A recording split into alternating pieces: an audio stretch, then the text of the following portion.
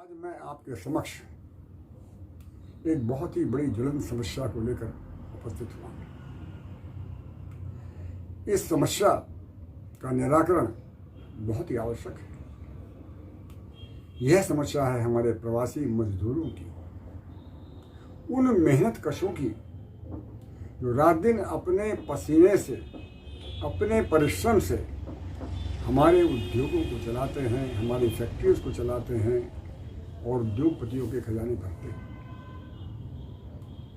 आपको याद होगा कि पहले देश में जनता कर्फ्यू लगा। माननीय प्रधानमंत्री जी के निर्देश और आदेश और निवेदन के फलस्वरूप फिर लॉकडाउन का समय शुरू हुआ। उस समय ये सुनिश्चित करना बड़ा मुश्किल था कि लॉकडाउन कब तक चलेगा। केवल उनके समक्ष एक ही समस्या थी कि किस तरह से इस महामारी से देश के लोगों को बचाया जाए। जीवन है तो जहान है, ये उनका नारा था और ये बहुत सख्त है, इसमें कोई गलत नहीं है। लेकिन इस समस्या का विकराल रूप बढ़ता ही रहा। आप देख रहे हैं दिन प्रतिदिन ये संख्या संक्रमित लोगों की बढ़ती जा रही है। ठीक भी हो रहे हैं, कुछ मृत्यु को प्राप्ति भी हो रहे हैं, ये दुर्भाग्य है। लेकिन अगर तुलनात्मक दृष्टि से हम देखें तो विश्व के अन्य देशों से जो बहुत संपन्न हैं, जो बहुत एडवांस्ड हैं, USA, Russia, Japan, China, in country की तुलना में हमारे यहाँ मृत्यु की दर बहुत कम है। तो प्रधानमंत्री महोदय के इस निर्णय से ये लाभ जरूर हुआ कि हमारे मृत्यु दर कम है। लेकिन कहीं ना कहीं हम जो दूसरी समस्या रोजी रोटी की है उसमें उतने सफल नहीं हो सके जितना कि हमें होना चाहिए था। उसका कारण यह है कि हमारे उद्योगपति, फैक्ट्री के मालिकान, जिनके यहाँ ये मजदूर काम करते हैं, रात दिन अपने पसीने और परिश्रम से उद्योगों को, फैक्ट्रियों को, मशीनों को चलाते हैं। आज जब इन मजदूरों को उनकी सहायता और मदद की आवश्यकता पड़ी तो उन्होंने हाथ खड़े कर दिए कि उद्योग नहीं चल रहा है, काम नहीं चल रहा है, फैक्ट्री बंद है, तो हम आपको तनख्वाह नहीं दे सकते। तनख्वाह नहीं मिलेगी कामगार को, कारीगर को, मजदूर को, तो जहाँ वो रह रहा है वहाँ किराया नहीं देगा। जब किराया नहीं देगा तो मकान मालिक ने भी कहा कि भाई तुम का मकान खाली करो।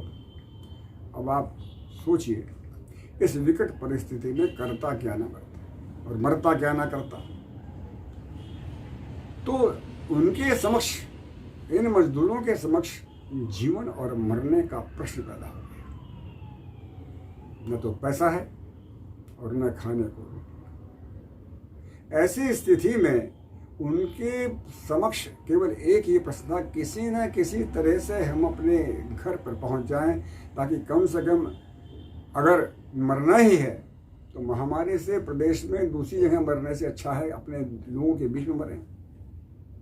आप कल्पना कीजिए दोस्तों, हमारे इन मजदूर भाइयों की हिम्मत, इनका साहस कितना है कि महाराष्ट्र में रहने वाला, गुजरात में रहने वाला एक मजदूर जो है वो यूपी और बिहार में अपने गांव में पैदल चलने की सामर्थ्य रखता है। उसके इस जज्बे को सलाम है। क्या कारण है, ये हमें सोचना होगा कि ये मजदूर जो है इतने मजबूर हो गए और इस स्थिति में आ गए कि उनके लिए कोई विकल्प नहीं रहा। वो सैकड़ों मीलों की यात्रा करते हुए पैदल और घर के लिए वो चल पड़े। सर पर सामान की टोकरी है, सामान है रखा हुआ है, पत्नी है, बच्चे। वो बच्चे जिनके पैरों में जूते नहीं। आप कल्पना कर सकते हैं इस गर्मी में सड़क पर चलते हुए बच्चों को देख कर जो है किसका हृदय जो विदिल नहीं होगा, क्योंकि उनके समक्ष एक ही बात है कि हमें घर पहुंचना है, किसी तरह भी घर पहुंचना है। ये भी सत्य है कि प्रशासन ने अपनी ओर से, बहुत से एनजीओ ने अपनी ओर से उनके खाने पीने रहने की व्यवस्था की। परंतु शायद वो नाकाफी था। 500 किलोमीटर की यात्रा करने वाले के बाद में अगर हम ये कहते हैं कि तुम वापस लौट जाओ, तो आप समझ सकते हैं कि ये कितना विकट और कितना भयंकर समस्या है। न तो आगे जा सकता है, न पीछे जा सकता है। तो अगर समुचित व्यवस्था नहीं है तो इसकी परिकल्पना हमको पहले करनी चाहिए थी। हमें सोचना चाहिए था कि क्या इतने मजदूरों को, प्रवासी मजदूरों को रहने खाने की व्यवस्था संभव है, कर सकते हैं। आपको याद होगा कि महाराष्ट्र के चीफ मिनिस्टर श्री उद्धव ठाकरे ने प्रधानमंत्री जी को ये पत्र लिखा कि 6 लाख मजदूर महाराष्ट्र से जो है वो प्रवासी मजदूर जो यहाँ काम करते हैं, वो अपने यहाँ जाना चाहते हैं, उनको भेजने की रेल के द्वारा व्यवस्था की जाए। ये सब जानते हैं। कारण क्योंकि वो ये समझ गए कि इतनी बड़ी संख्या में इतने मजदूरों को खाना खिलाना, उनकी व्यवस्था करना, रहने का व्यवस्था जो है वो बहुत ही एक मुश्किल कार्य, आसान काम नहीं है। अगर भूखमरी से मृत्यु होती है तो ये भी एक बहुत ही दर्दनाक बात है दोस्तों। इसलिए सरकार ने इस प्रश्न को, इस पर विचार किया। आप देखते हैं कि रेलों की यात्रा शुरू हुई, बसों का कुछ प्रबंधन किया गया। इस दौरान में, इस परिप्रेक्ष्य में, संदर्भ में एक बात कहना उचित होगा कि अगर रेलवे मंत्रालय की ओर से इस तरह की कोई अधिसूचना दी गई होती कि मालगाड़ियों का आना जाना पटरियों पर चल रहा है, तो शायद वो मजदूर औरंगाबाद में जो 16 व्यक्ति मर गए, रेल से कट गए, वो वहाँ पर ये हादसा न होता। संभवतः वो मजदूर 36 किलोमीटर की जर्नी के बाद में थके हारे रेलवे पटरी पर इसलिए बैठे और बतियाते हुए सो गए कि उन्हें वो सुनिश्चित थे कि ट्रेन तो चल ही नहीं रही है, कारण कुछ भी हो, लेकिन ये हादसा बहुत अपना था।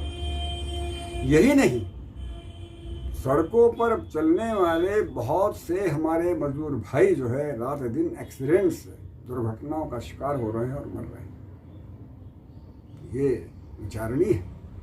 हम ऐसी कोई व्यवस्था करें और उसका तरीका, एक सुझाव ये है मेरी ओर से कि जिला स्तर पर ये समस्या एक व्यक्ति की नहीं है, ये समस्या प्रधानमंत्री देश के प्रधानमंत्री की नहीं है, या किसी चीफ मिनिस्टर की नहीं है। प्रधानमंत्री स्वतः जो है सभी चीफ मिनिस्टरों से और अपोजिशन लीडर से वार्ता करके उनके सुझावों का पर भी चिंतन करते हैं और दिशा निर्देश देते हैं। तो क्या कारण है कि हम उन निर्देशों का पालन करते हुए जिला स्तर पर इस तरह की जो है कमेटी बनाए, जिसमें NGOs हों, डिस्ट्रिक्ट मजिस्ट्रेट महोदय हों, कमिश्नर महोदय हों, वहाँ के MLA महोदय हों, और वो एक कमेटी बनाकर इस तरह से सबके कोऑर्डिनेशन पावर पर करके ये सुनिश्चित करें कि हमारे क्षेत्र में कोई भूखा तो नहीं रह रहा है। हमारे क्षेत्र की समस्या है, क्योंकि MLA MPs का रोल यही होता है कि वो अपने प्रदेश की, अपने क्षेत्र की समस्याओं से अवगत होता है और इस स्थिति में वो बहुत ही कारगर रोल अदा कर सकते हैं, बता सकते हैं। इस प्रकार की समन्वय समिति, इस प्रकार की कार्य समिति का बनाकर जो है वो इस समस्या से सुलझा सकता है।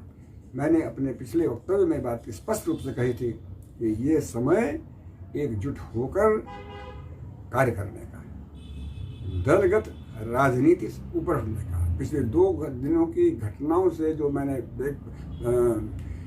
TV पर और जो देखा है और समाचार पत्र पढ़ा है, वो बड़ी दुखद है। एक है यूपी का प्रकरण और एक है राजस्थान का प्रकरण। यूपी के चीफ मिनिस्टर महोदय से प्रियंका गांधी, जो कांग्रेस की अध्यक्षा हैं वहाँ पर, वो निवेदन करती हैं कि हमें 1000 बसें का मुहैया करा दिया है ताकि हम मजदूर अपने खर्चे पर भेज सकें।